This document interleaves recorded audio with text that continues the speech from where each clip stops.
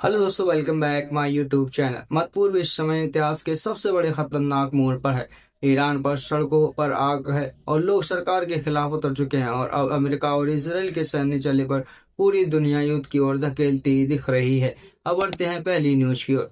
Iran में क्या हो रहा है? ईरान में इस वक्त सरकार के विरोध प्रदर्शन तेज है। अंतर्राष्ट्रीय मानवाधिकारी संगठनों के मुताबिक इन प्रदर्शनों पर अब तक सैकड़ों लोग मारे जा चुके हैं। लोग सड़कों पर हैं और सरकार पर दमन का आरोप है और हालात दिन ब दिन बिगड़ते जा रहे हैं। इस बीच अमेरिका के राष्ट्रपति डोनाल्ड ट्रंप ने ईरान को सीधी चेतावनी दी है।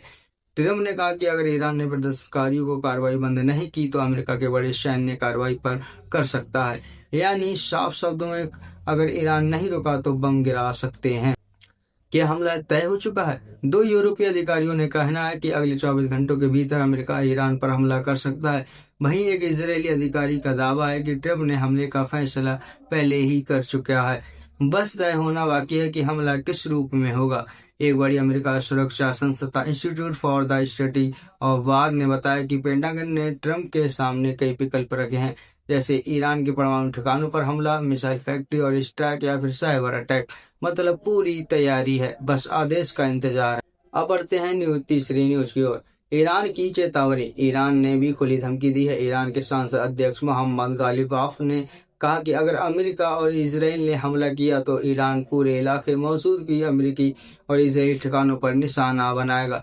यानी अगर जंग शुरू हुई तो पूर्व माध्यम पूर्व उसकी आग में जल सकता है। इसराइल को अमेरिका की बड़ी मदद। इस बीच में एक बड़ी खबर सामने आई है कि अमेरिका इसराइल में $2 अरब का वक्तबंद वाहन कारखाना बनाने में मदद कर सकता है, यानी फैक्ट्री मर्क टैंक या और युद्ध में इस्तेमाल होने वाले वक्तबंद वाहनों पर निर्माण करेगी। ये कदम इसलिए उठाया जा रहा है क्योंकि गाजा और लेबनान की जंग में इसराइल को भारी नुकसान हुआ। इस फैक्ट्री को पूरी तरह अमेरिका के सैन्य मदद में बनाया जा सकता है।